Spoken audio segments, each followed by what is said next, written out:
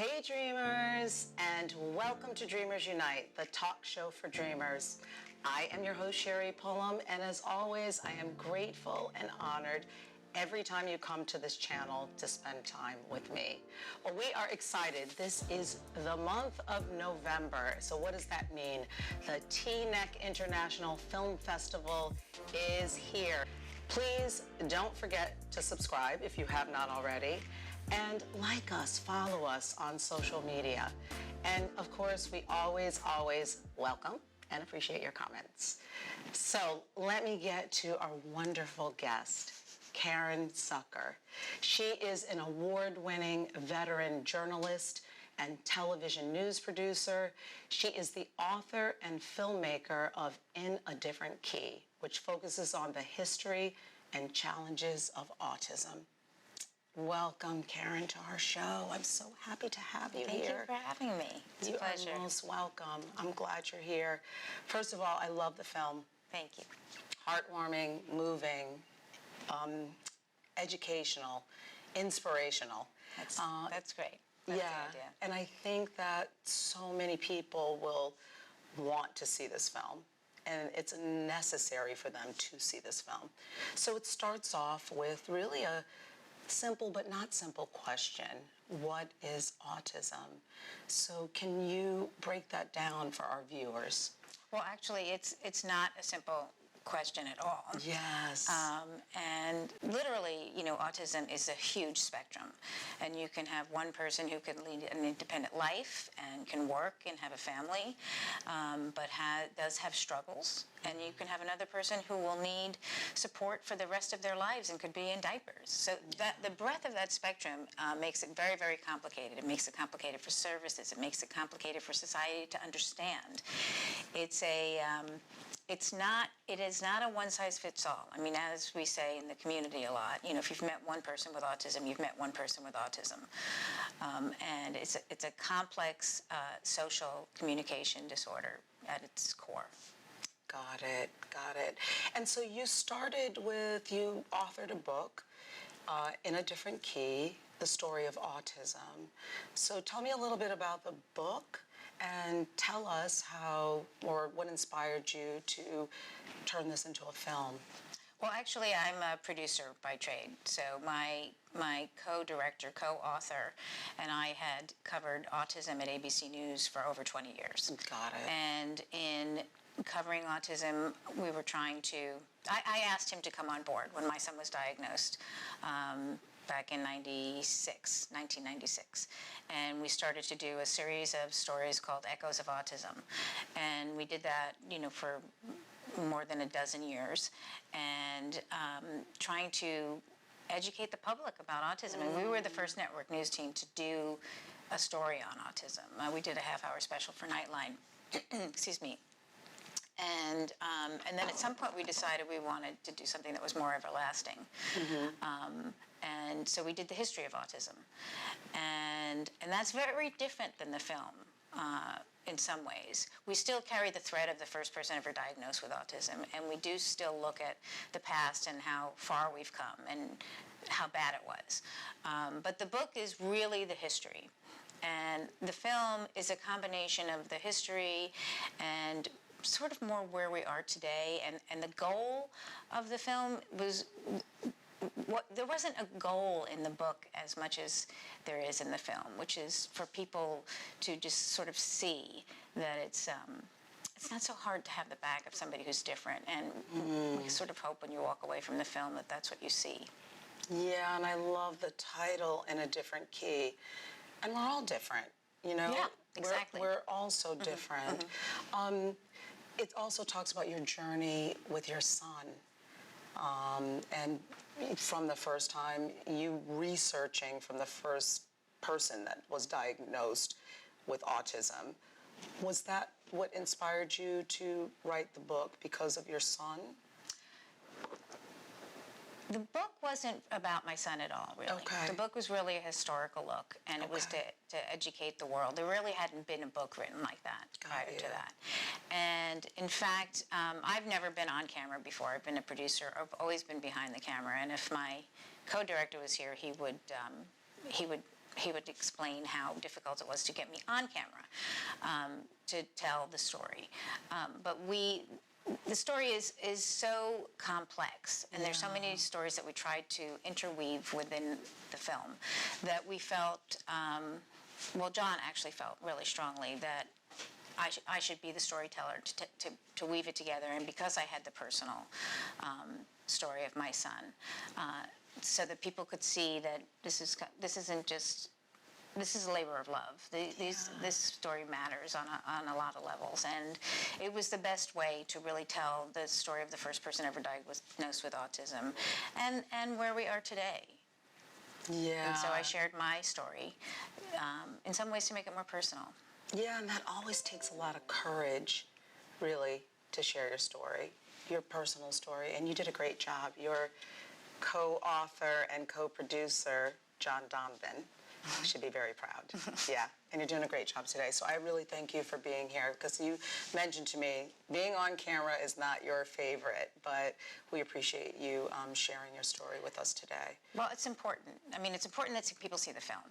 Yes. We made the film so that people who, we obviously made it for the autism community, and we're seeing a big embrace by them, that what the story means to them. But there's so many people out there. We call them, the people who don't have family members, who don't work in the field, who aren't connected to autism. We call them, very lovingly, the civilians. And the idea in our film is, for our film is to bring in the civilians, to bring in people who don't know anything about autism, and for them to see how complex it is, but also how simple it is to be a friend to somebody who has autism. To, that they're your neighbors, they're your workmates, they're everywhere, and we're all on this planet together. That's right, and we have to work together. And speaking of that, being afraid and being fearful of people that are not like us, or you don't understand autism, there was a scene that was so moving. I literally was in tears about it, where that young man was thrown to the ground by the police because they didn't understand, and they thought he was trying to break into a car.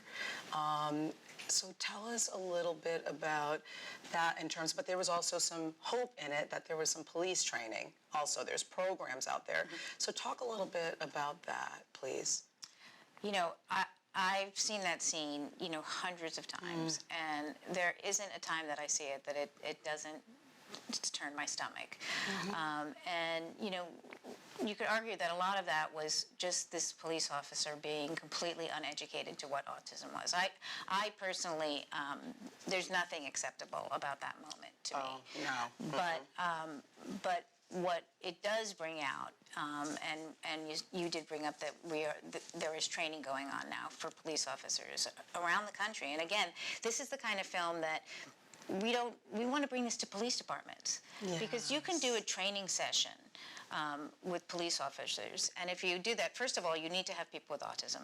You need them both, because people with autism need to also, if you're out in the community, have an awareness of what they can do to protect themselves to a certain extent. But police officers don't know about autism, just like any other quote-unquote civilian. And they have different experiences by being policemen to react to things in different ways. And so for us, the idea of the film, again, was we don't want them to watch just the section on policing. We want them to see the whole film, so that you can see the whole spectrum and see how different people are, and walk away with an understanding of what someone with autism is like. And this is, we're only kind of touched the surface, but, we touch a lot of different surfaces, or at least try to. Yeah, you did. And speaking of a lot of different surfaces, you also touched on really race, right, and culture. So there was a Black family that shared their story, too, of their child. I mean, not only are they, me included, I have a son as well, and I'm always fearful about what potentially could happen to him. And then on top of it, they have a son with autism. So what did you learn from that family, or from the other families that you interviewed of Black and brown people? Well, first of all, we felt really, really strongly that this was a topic that should be discussed and that isn't discussed, and that people don't know about. I mean, we were reporting on autism for years, and it wasn't until, a handful of years ago that we did a story on people of color, and really became aware ourselves of how underdiagnosed or misdiagnosed they are. And Stephanie Parks is a remarkable woman, and she's teaching, at UCLA. But the most interesting thing she said to us, I felt, was, well, actually there were a number of things, but the two biggest things were the idea of how insidious race is, and that it sneaks up on you and all of these tiny crevices, and we need to be aware of it. That's right. And that's a really, really important message. And for the Park family, what's really horrible is, as you say, as a person of color, your fears out there. Yeah. And for someone who has a child who's a person of color and autism, it's really dangerous out there. I know that my son has been in situations that, I just think, oh my God, if he had been a person of color, when he was like wandering and, he's gotten himself into some, awkward situations over the years. And I think, what would have happened to him? I know. And we need to tie both of those things together, race and autism. People have to really see that that's an issue as well. Yeah, and I'm so glad that you covered, you really did cover a broad spectrum in this film. Like you said, you can't touch every single story, but really, people, this film is a must-see. And I think, for us here on this show, it really is important that we open up not just dialogue, okay, but honest conversation. Honest conversation, because how do we get to understanding and then healing? Right. Well, it's like the family who, Seamus and his dad, Jason, another family of color, who really don't, have the support and the resources that so many families have. And, to just talk about that and that how isolating that is. And, and how everybody doesn't have, Donald Triplett had a fabulous life, the first person, who was ever diagnosed with autism. But, it really helped that he was a white man in the South and that his parents had wealth and prestige. And absolutely, this community loved him and embraced him. But, it's a much more challenging experience for other people in society. Absolutely. Are there any, we talked about this a little bit earlier, we don't want to say advice at all, but I always like to say offerings or suggestions. Can you give to people? One gentleman in the film, I can't remember his name, you said his name, went on social media to Twitter. That's Jason. Jason, correct. So one of the dad, right, with his son having autism, what he found was he was very isolated. And for him, the remedy was to go to social media and to be on Twitter and to develop this community. Are there any other, that's one thing I certainly learned from the film. Social media can be positive, right?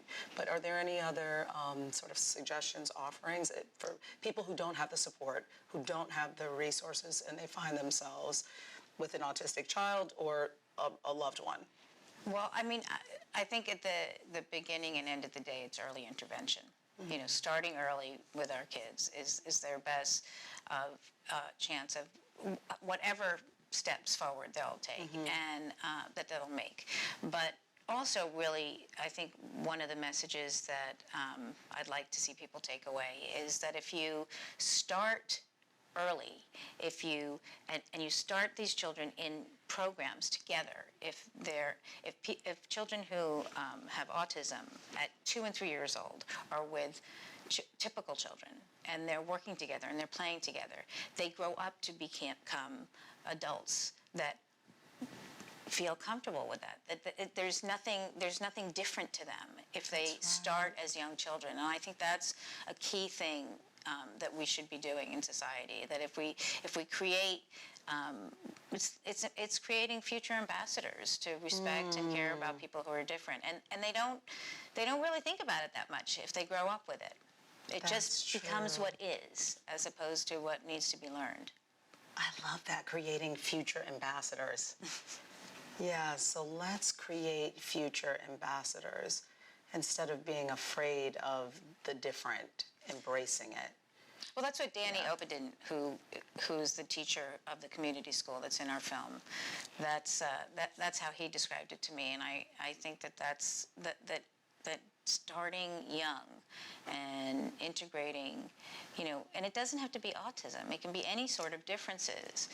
That when you put people together and they grow up seeing that we're all different but we're all alike, we grow up feeling that way. Yeah, and embracing it and celebrating our differences. Celebrating our differences, people. Yes, that's important. So this is a show about dreamers too, right? So this one last question for you is, are you living your dream? What was your dream, really? And are you living it? I mean, our dreams do change. They evolve as we grow and as we evolve. But are you living your dream?